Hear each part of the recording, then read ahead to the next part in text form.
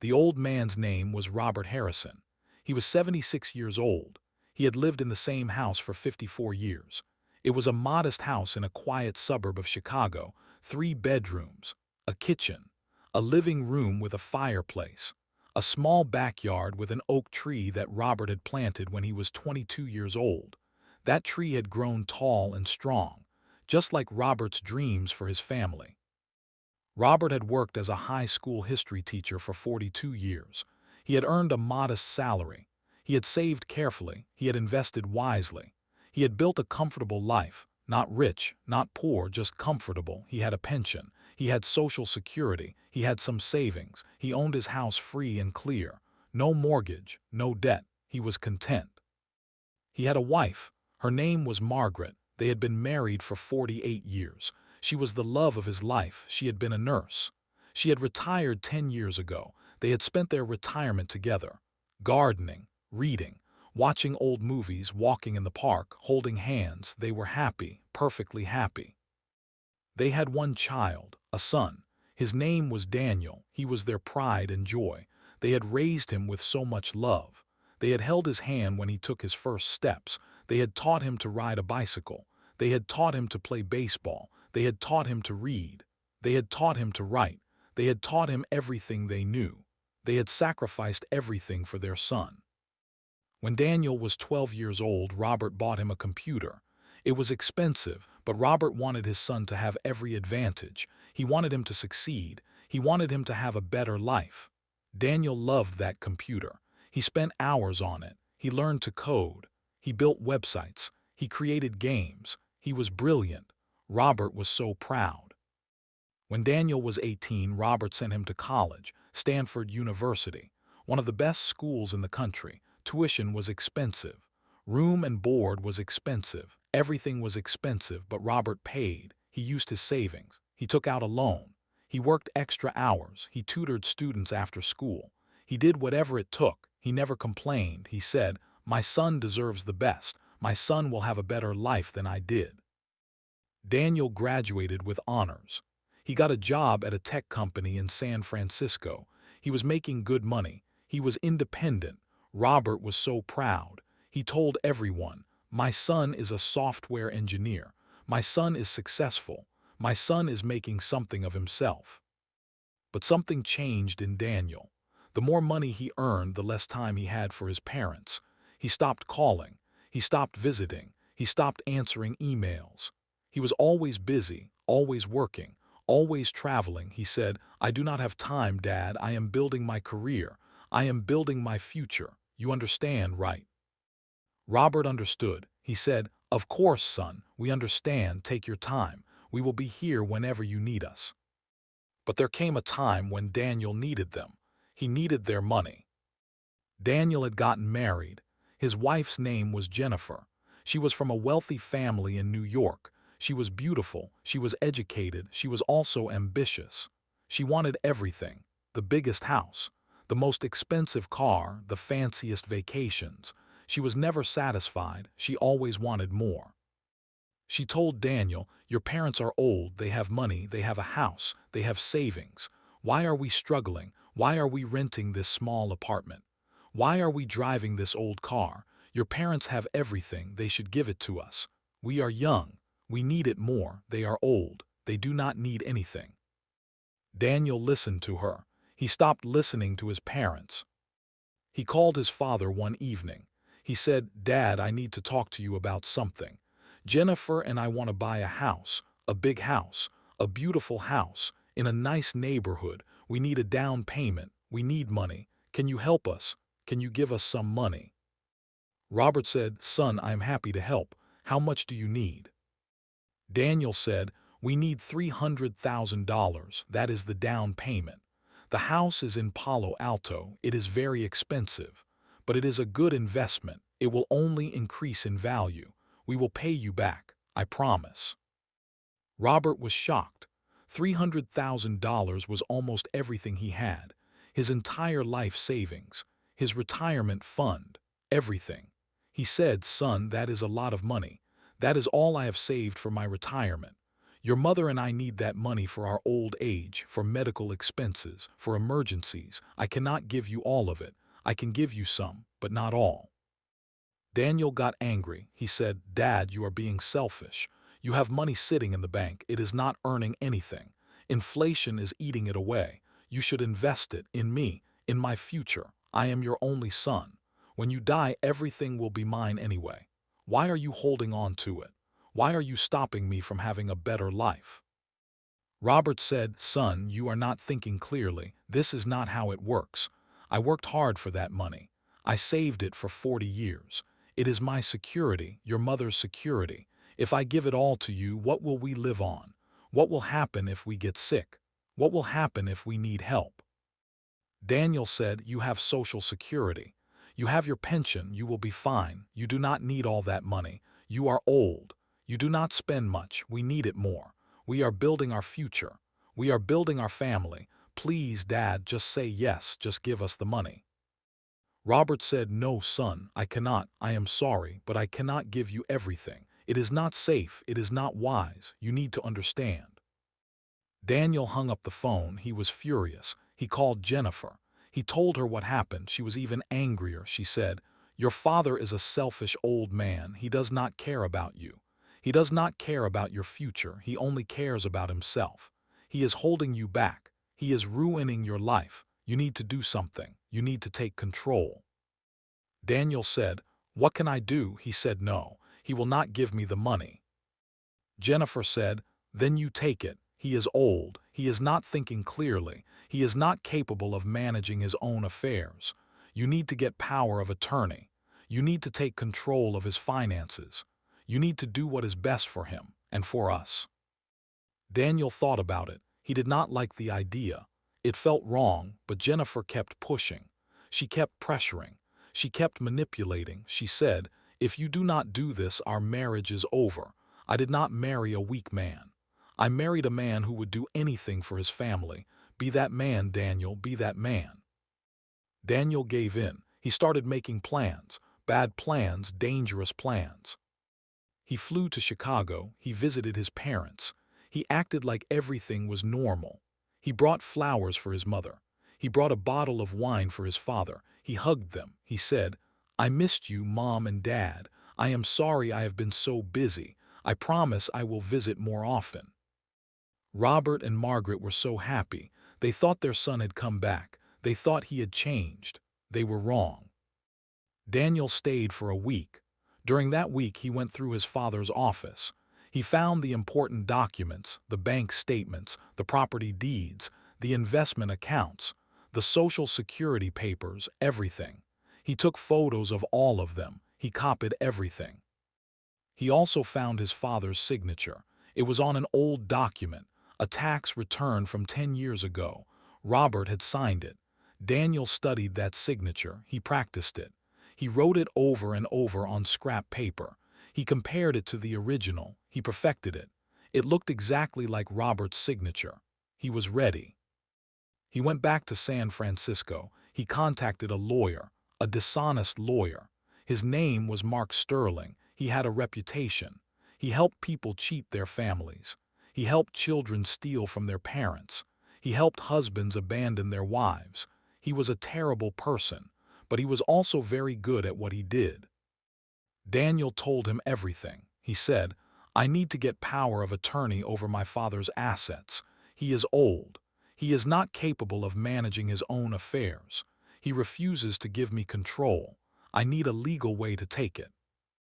Mark Sterling said, "It is not easy. Your father is alive. He is mentally sound. You cannot just take his assets, but there are ways. You can get a power of attorney document. You can claim he is too old to manage his own affairs. You can claim he is not mentally fit. You can claim he is being manipulated by someone. There are many ways, but they all cost money." Daniel said, "I have money. I will pay. Just tell me what to do." Mark Sterling said, "First, you need to get him to sign a power of attorney. You can tell him it is for medical reasons. You can tell him it is for tax purposes. You can tell him anything. Just get his signature. Once you have that, you can transfer everything to your name. The house." The bank accounts, everything. Daniel said, he will not sign, he is stubborn, he will never sign. Mark Sterling smiled. He said, then you get the signature without him knowing. You find a document that already has his signature, you copy it, you practice it, you forge it. It is not legal, but it works. If you do it right, no one will know. Daniel hesitated. He said, forgery, that is a crime, I could go to prison. Mark Sterling said, only if you get caught. Do it well, do it carefully.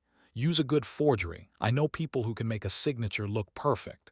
They will charge you, but it will be worth it. You will get the house. You will get everything. Your father will be left with nothing. He will have to leave. He will have to go somewhere else.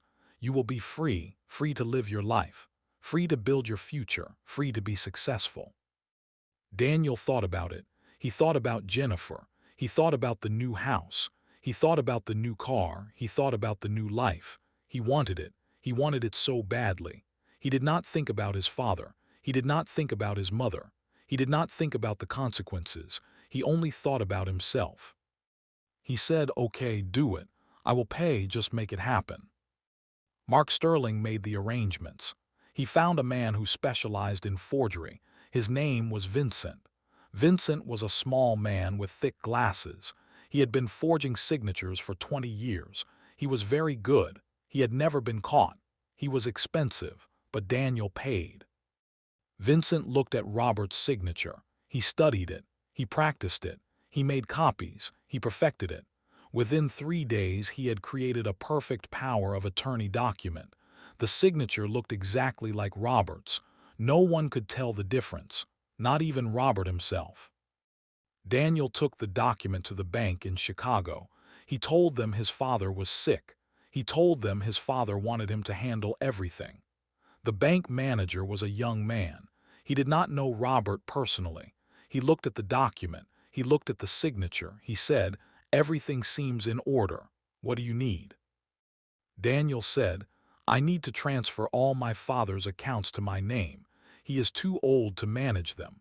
He wants me to take over. The bank manager processed the forms. He transferred everything. $200,000 from the savings account, $300,000 from the investment accounts, all of it, gone, moved from Robert's name to Daniel's name in one day. Daniel was not done. He went to the county clerk's office. He had the power of attorney. He had the forged signatures. He had everything. He transferred the house to his own name.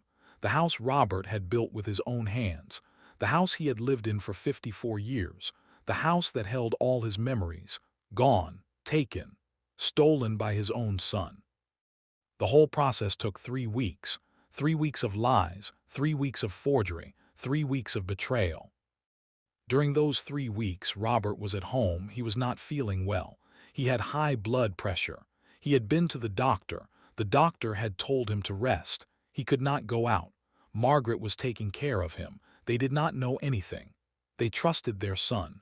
They thought he was just busy with work. They never expected what was coming. On a Friday afternoon, Daniel came home. He had a smile on his face. He had a document in his hand. He walked into the living room. Robert was sitting there. Margaret was in the kitchen. Daniel said, Dad, I have something to tell you. I have good news. I have bought a new house, a bigger house, a better house, in Palo Alto. Jennifer and I are moving out. We are going to live there. Robert said, that is wonderful news, son. I am so happy for you. When are you moving? Daniel said, we are moving next week. But there is one more thing, this house, our old house. I have transferred it to my name. I own it now. I have decided to sell it. I will need the money for my new house. So you and Mom will have to leave. You need to move out. You cannot stay here anymore. Robert could not believe what he was hearing. He said, what, move out? This is my house. I built this house. I paid for this house. It is in my name. You cannot sell it. You cannot make me leave. Daniel showed him the document. He said, Dad, look at this. This is the power of attorney. You signed it. You gave me the right to handle everything. I have transferred the house to my name.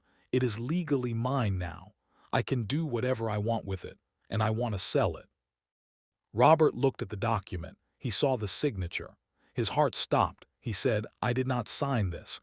This is not my signature. This is a forgery. You forged my signature. You stole my house. You are lying. You are cheating me. My own son is cheating me. Daniel's face changed. He said, Dad, do not make this difficult. Just leave quietly. I will give you some money. You can rent a small apartment. You will be fine. You do not need a big house. You are old. You are sick. You cannot take care of this house anymore. Let it go. Let me live my life. Robert stood up. He was shaking. He said, I raised you. I held your hand when you took your first steps. I taught you to walk. I taught you to talk. I taught you everything. I gave you my whole life. And this is how you repay me. By stealing my house. By throwing me out. By breaking my heart. Daniel said, Dad, you are being dramatic. This is just a house. It is not a big deal. You can find another place. You can live anywhere. I have my own life now. I have my own family. I cannot keep taking care of you. You need to be independent. You need to stand on your own feet. Robert said, stand on my own feet. I am 76 years old. I cannot work. I have no money. I have no savings. You took everything. You took my bank accounts. You took my investments. You took my house. You left me with nothing, nothing. And now you want me to stand on my own feet. How can I do that? How? Daniel said, that is your problem, Dad, not mine. I have given you enough chances. I have asked you nicely.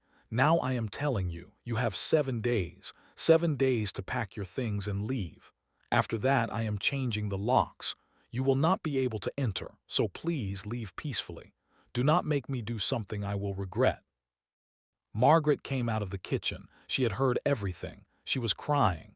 She said, Daniel, how can you do this? We are your parents. We raised you. We loved you. We gave you everything. How can you throw us out like this? How can you be so cruel? Daniel said, Mom, stop crying. You are making me angry. I do not want to hear any more drama. Just pack your bags and leave. Go to a retirement home. They will take care of you. I cannot take care of you anymore. I have my own life. I have my own family. I need to focus on them. You are in the way, both of you, so leave. He walked out. He slammed the door. Margaret fell to the floor. She was crying so hard she could not breathe. Robert sat down. He looked at the door. He looked at the walls he had built with his own hands, the walls that were now not his. He said, Margaret, we have to leave. We have no choice. Our son has turned against us. We cannot fight him. He has money. He has lawyers. He has everything. We have nothing. We are old. We are weak. We have no one. We have to go. Margaret said, where will we go? We have no family. We have no friends. We have no money. Where will we go? Robert said, I do not know, but we will find a way. We always have. We survived before we had this house. We will survive again. We have each other. That is enough. They started packing. They packed their clothes, their photo albums, their small belongings. Everything else stayed. The furniture, the kitchen utensils, the curtains, the memories, everything stayed. They took only what they could carry. 7 days later, Daniel returned. He brought a locksmith with him. He said, Dad, Mom, have you packed? Robert said, we are ready. Daniel said, good. Then leave. Now the locksmith is here. He will change the locks. You will not be able to come back. Robert looked at his son. He looked at the hand that had held his, the hand that had taken his first steps with him, the hand that had written his first letters, the hand that had done so many good things, the hand that was now pushing him out of his own house. He said, Daniel, the hand I held to teach you how to walk is now pushing me out of the door. Do you understand what that means? Do you feel any shame, any guilt, any regret? Daniel looked away. He said, Dad, do not do this. Do not make me feel bad. I have made my decision. I have to think about my future, my family, my life. I cannot keep carrying you. You are a burden, an old, useless burden. I am tired of carrying you. Now go, please, just go. Robert took Margaret's hand. He walked to the door. He stopped. He looked back. He looked at the house. His house, his home, his life. He said, goodbye, Daniel. I hope you get everything you want. I hope the money makes you happy. I hope the new house makes you happy. I hope the new car makes you happy. I hope your wife makes you happy. I hope all of it is worth losing your parents, your father, your mother, the people who loved you more than anything, the people who gave you their whole lives. I hope it is all worth it." Daniel did not say anything. He looked at the floor. Robert and Margaret walked out. They walked down the street. They did not know where they were going. They had no money. They had no bags. They had nothing, just each other.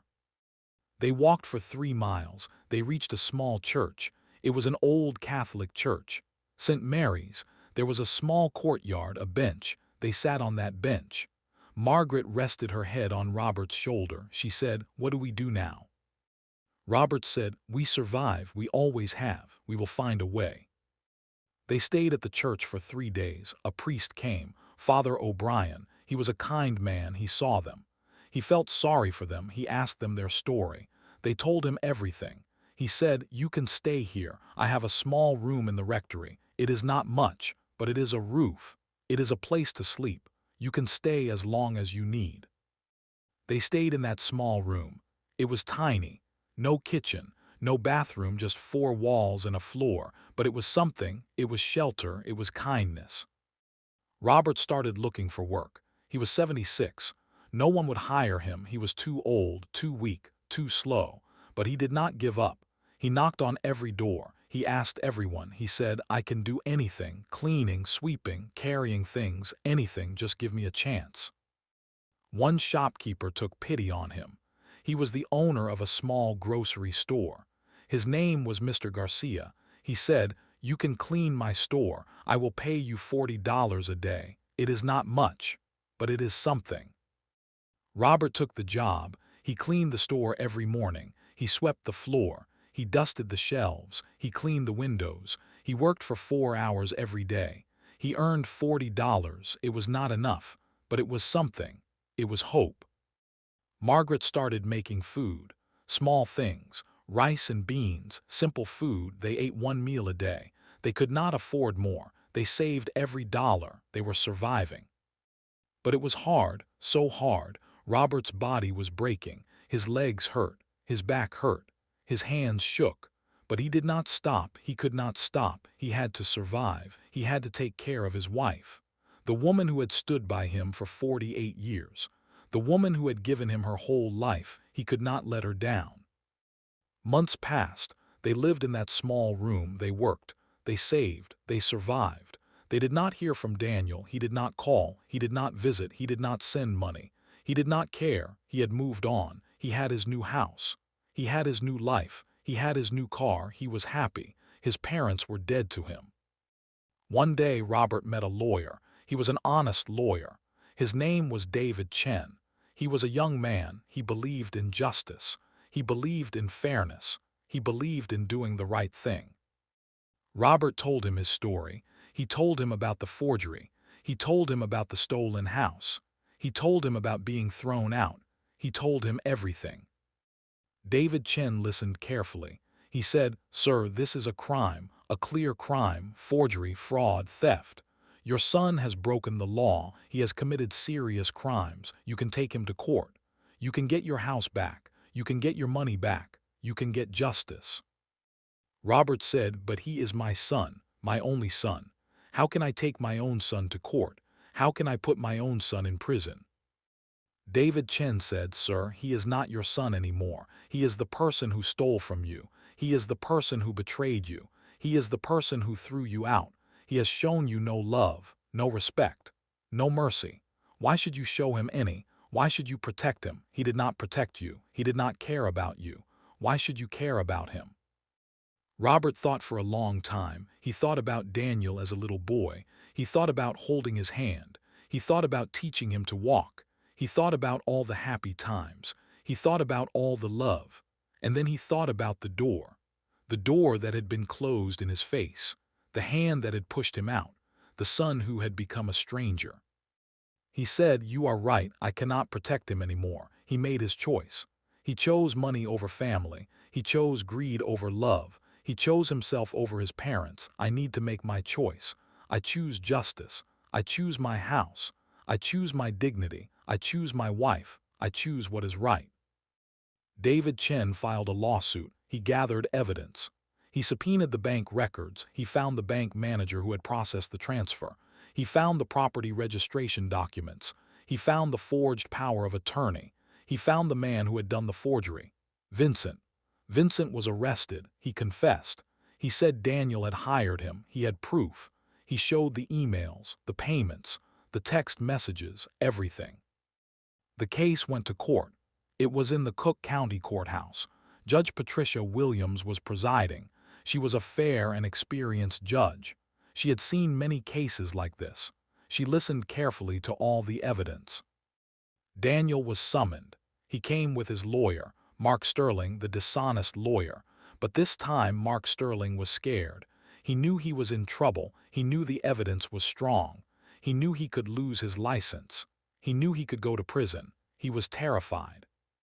In the court, Judge Williams looked at the evidence. She said, "This is a clear case of forgery. The signatures are fake. The power of attorney is fake. The transfers are illegal. The son has stolen from his own father. He has thrown his elderly parents out of their home. This is one of the most egregious cases I have ever seen." Daniel tried to defend himself. He said, "Your Honor, my father is old. He does not remember things. He signed everything willingly. He gave me everything. I did not steal anything. I did not forge anything. This is all a misunderstanding." Judge Williams said, "Mr. Harrison, I have seen the evidence. I have seen the forensic reports. The signatures are clearly forged. The handwriting expert has confirmed it. You are guilty. There is no doubt. You are also guilty of fraud. You are guilty of theft. You are guilty of elder abuse. You are guilty of everything your father has accused you of." Daniel started crying. He said, "Your Honor, please forgive me. I made a mistake. I was manipulated by my wife. She pushed me. She pressured me. She made me do it. I am sorry. I am so sorry. Please give me another chance." Judge Williams said, "Your wife is not on trial. You are. You made your choices. You committed these crimes. You must face the consequences. I am sentencing you to 4 years in state prison. You must also return everything you stole. The house, the money, the accounts, everything. You must pay your father a sum of $100,000 as compensation. You must apologize to him publicly, in this courtroom, in front of everyone." Daniel fell to his knees. He begged. He cried. He screamed, but it did not matter. The judgment was final. He was taken away in handcuffs. He was put in prison. He was alone. His wife Jennifer had left him. She had taken the car. She had taken the jewelry. She had taken everything she could. She had disappeared. He had nothing. No money, no house, no wife, no family, nothing. Robert and Margaret watched everything from the back of the courtroom. Robert did not feel happy. He did not feel victorious. He felt sad, deeply sad. This was his son, his only child, the boy he had held in his arms, the boy he had taught to walk, the boy he had loved more than anything. Now he was in prison. Now he was a criminal. Now he was broken. Robert walked out of the courtroom. Margaret followed. They went back to their small room, the room in the church rectory. They did not want to go back to the old house. Not yet. It was too soon, too painful. 2 weeks later, Robert decided to visit Daniel in prison. He drove to the state correctional facility. He sat across from his son. Daniel was in a uniform. He looked tired. He looked broken. He looked lost. Robert said, "Son, how are you?" Daniel said, "Dad, I am terrible. I am miserable. I am regretful. I am ashamed. I have lost everything. Everything I wanted, everything I chased. It is all gone, and you know what? I do not even care about it anymore. I do not care about the money. I do not care about the house. I do not care about the car. I only care about you. I only care about Mom. I only care about the family I destroyed. I miss you, Dad. I miss you so much. I am so sorry. I am so, so sorry." Robert looked at his son. He saw the pain in his eyes. He saw the regret. He saw the love. The love that had been buried. The love that was now coming back. He said, "Daniel, I forgive you. I forgave you the day you pushed me out of the door. I did not stop loving you. I could never stop loving you. You are my son, my blood, my life. You made terrible mistakes, but you are still my son, and I will always love you, no matter what." Daniel started crying. He said, "Dad, how can you forgive me? How can you still love me after everything I did?" Robert said, "Because that is what fathers do. We forgive, we love, we never give up. We never stop hopping. I hope you will change. I hope you will become a better man. I hope you will learn from your mistakes. I hope you will come out of here and start a new life. A better life. An honest life. I believe in you, son. I always have. I always will." Daniel reached through the glass. He touched his father's hand. He said, "Dad, I will change, I promise. I will become the son you always wanted. I will earn your trust back. I will rebuild our relationship. I will do everything I can to make it right. I promise, I promise." Robert squeezed his son's hand. He said, "I know you will, son. I know you will." He left the prison. He went back to his small room. Margaret was waiting. He told her everything. She cried. She said, "Our son is still good inside. We raised him right. He just lost his way. But he will find his way back. He will come back to us. I believe that." 4 years later, Daniel was released from prison. He was a changed man. He had served his time. He had reflected. He had learned. He had grown. He was no longer arrogant. He was no longer greedy. He was no longer selfish. He was humble. He was grateful. He was honest. He went to his parents' small room. He stood at the door. He knocked. Robert opened the door. He saw his son. He was thinner. He looked older, but his eyes were different. They were softer, kinder, full of love. Daniel said, "Dad, I am back. I am home. I want to come back. I want to be your son again. I want to rebuild our life. I want to take care of you and Mom. I want to do everything I should have done before. Please let me in. Please forgive me one more time." Robert opened his arms. He hugged his son. He held him tight. He said, "Welcome home, son. I have been waiting for you. I have always been waiting for you." Margaret came out. She hugged her son. She kissed his forehead. She said, "My baby is back. My baby is finally back." They all sat together. They talked. They laughed. They cried. They healed. The wounds were deep, but they were healing. The betrayal was severe, but forgiveness was stronger. Daniel started a small business. He worked hard. He was honest. He built a new life. He also bought a small apartment. He invited his parents to live with him. They moved in. They lived together. They were a family again, not a perfect family, but a real one, a loving one. Every morning, Daniel made coffee for his father. He brought it to him in bed. He said, "Good morning, Dad, I love you." Robert smiled. He said, "I love you too, son." Every evening they sat on the porch. They watched the sunset. They talked about life. They talked about memories. They talked about forgiveness. They talked about love. They became closer than ever before. One evening, Daniel said, "Dad, I want to tell you something I have never told anyone. I was in prison for 4 years. Those were the worst years of my life, but they were also the best because I had time to think. I had time to reflect. I had time to realize what I had lost. I realized that I had lost the only thing that mattered, my family, my parents, your love. When I got out, I promised myself I would never make that mistake again. I would never let greed destroy my family. I would never let money come between us. You are everything to me, Dad, everything." Robert put his hand on his son's shoulder. He said, "Son, I am so proud of you. I am so proud of the man you have become. You made mistakes, big mistakes, but you learned from them. You changed, you grew. That is what matters. That is what makes a man, not his money, not his house, not his car, his character, his honesty, his heart. You have a good heart, son. I always knew it. It was just buried for a while, but it is back now, and it is stronger than ever." They sat there in silence, watching the sun set over the Chicago skyline, father and son, together again, not because of money, not because of property, but because of love, the only thing that truly matters. That is the story, a story of betrayal, a story of forgiveness, a story of redemption, a son who stole everything, a father who forgave everything, a relationship that was broken, a relationship that was rebuilt, a lesson that greed destroys everything, a truth that love conquers everything. If you have children, teach them honesty, teach them integrity, teach them that money is not everything, teach them that family is everything. Because in the end, when everything else is gone, only family remains, only love remains, only forgiveness remains. And sometimes the greatest gift a father can give his son is not money, not property, not inheritance. It is the gift of forgiveness, the gift of a second chance, the gift of unconditional love. That is what Robert gave Daniel. That is what every father should give every child, because children are not perfect. They make mistakes.